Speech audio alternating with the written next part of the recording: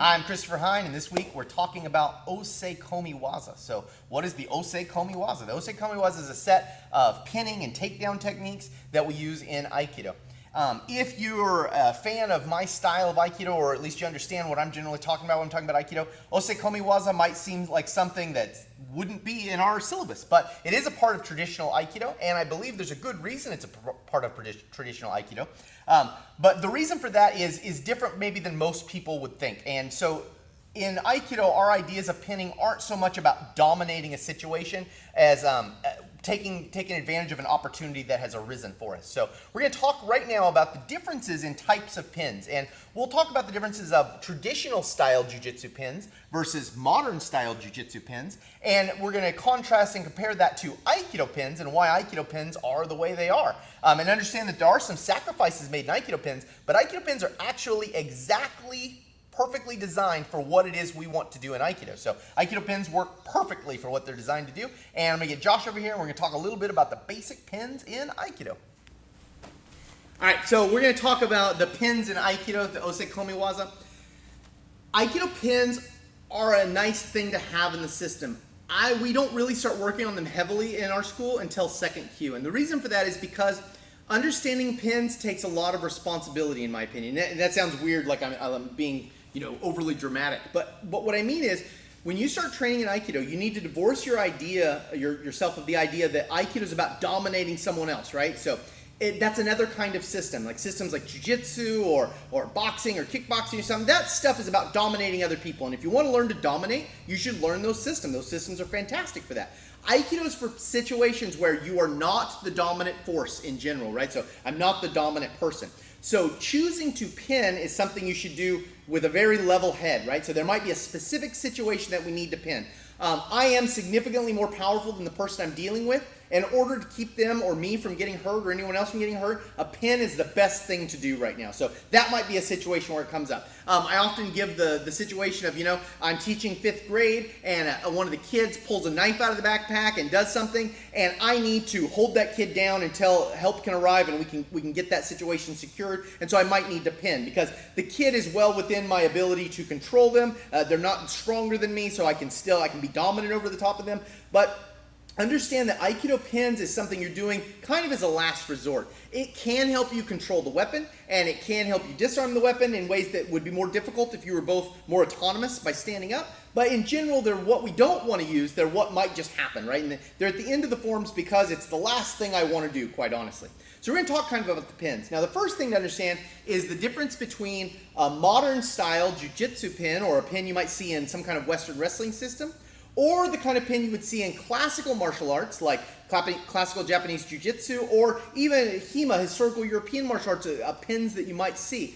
They've got different objectives, and these objectives might seem really weird to you. So first of all of our takedown methods, the majority of our takedown methods in Aikido, are going to be done with arm control, right? So meaning that I'm going to have his arm in some way to take him down and control him. So when I'm doing a takedown, it's going to be from the arm. Now, the arm is not the best way to take someone down. The reason is because his center is not directly attached to his arm. So while I'm trying to take him down, he can move his center in all kinds of positions. It's going to be really hard for me to deal with. It would be much better to take him down by getting a hold of his center or getting a hold of his legs. That's a better way to take someone down. The problem with that is, if we're talking about weapons, as you would see in classical historical European martial arts or in Japanese jiu-jitsu, if I don't account for those arms, he's got an arm free to stab me, right? So he can be stabbing me. Right now, hitting me, that would suck, but that's not nearly as bad as if he's stabbing me, right? So if I was like this and he had a knife in that hand, that's killing me. Every single time he's doing that, I'm dying a little bit more, right? So I can't deal with this guy and try and take him down without first having control of that arm. So you're going to see lots of pinning or takedown methods that involve that arm. Now, once we get down with that, so let's say we just do a basic Ikkyo here.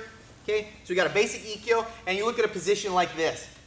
Now, a position like this might seem like a dumb position, right? It's like, this is not the greatest controlling position. But now, think of what I've done first. First thing I've done is I've isolated this hand from the other one, which is fantastic for me.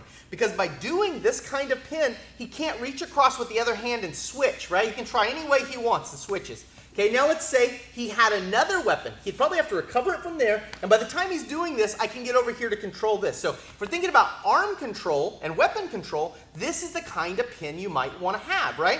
So it might be done in this fashion. It might be done in this fashion. There's lots of different ways we can go to it, but these are the classic kinds of pins you would see in traditional Japanese jiu-jitsu or any kind of armed system versus an unarmed system. All right, now, if we're talking about unarmed methods, right, my takedown methods are probably just going to involve the core of his body because that's the easiest and best way to take him down. So I come in here like this, and I take this guy down, right? And from here in this position, I'm going to start to control him. Now, in a modern sports system, what are the ways you would see to control someone? You might see some kind of cross-body position like this, okay? You might see a top-dominated mounting position like this. You might see a scarf hold like this, right? Scarf hold being the best of those, in my opinion, from how those work. But, just stay down here for me. But what you've got to understand is those pins do not as nicely account for the hands as the armed pins do, right? Now, there is an advantage to security, and when we get into the next section and talk about autonomy and security in Aikido, you're going to see that there's another big, huge advantage. But when I'm here like this, let's say I have Josh's hand here, okay, and I'm going to do some kind of American lock, something like that. He can still reach over with his other hand and switch. So he got that switch in. Now, if I'm real clever, I might be able to keep him from doing that, but that hand's available. Now, if he had a knife that I didn't know about in that other hand, he's already gotten that knife and he's going to work with it, right? All he'd have to do is slide into his waist, pull that knife out. Now, if I'm in this kind of position and he goes to his waist to pull that knife out, now as he starts to pull that knife out, I've got to drop everything and go to this hand, and he's coming up, and I'm losing a lot of security over the arm, so it's a bad position. From a top mount position, I really don't have that kind of arm control again, right? So let's say he has a knife in play, and I've stopped the knife here. If he can manage to get that to the other hand, now I'm chasing it over here, right? So I'm doing a lot of work back and forth, back and forth, back and forth between these. Now, weapon arm control is not the most important thing in our pinning differences between modern styles and Aikido, but it's one of the key factors. You always have to understand that Aikido pins are counting first and foremost for the hand. Now, in something like a scarf hold, I could account much more for the hand, right? Now, something like a scarf hold done this way comes from classical systems of Japanese jiu-jitsu. If the goal of mine is to dominate this guy, I can hold him here and really control that arm. So if there's a knife here. Now, if he were to go to the other side, if he were to grab a knife from the other side, right? I can still cross this over and come into this position. Now, you'll see Ueshiba often pinning like this from classical jiu-jitsu styles where he's trapping one arm underneath like this and able to account for the other arm like this. So if you were going to use this kind of pinning technique, this is the way you would do it from an armed perspective. So the first thing we have to take in, thank you, Josh. The first thing you have to take into account when you're thinking of the pins we use in Aikido versus the pins you might see in modern sport is weapon arm control. All of our takedowns are going to be done from a weapon arm. All of our controlling methods are going to be done with the weapon arm as the number one thing, with the secondary weapon as the number two thing, meaning I'm controlling this, but if there's another weapon in play or he switched, how would I immediately control that? Sports martial arts are designed and worried about core control because core control gives you more security. So if the goal is to dominate the other guy and not have to worry about weapons, then I want to do core control for takedowns and core control for the pinning methods. This is one of the big things that differentiates these two ideas in pinning. Next, we're going to talk about autonomy versus security and how important that is. I'm Chris Frine. Thanks for watching.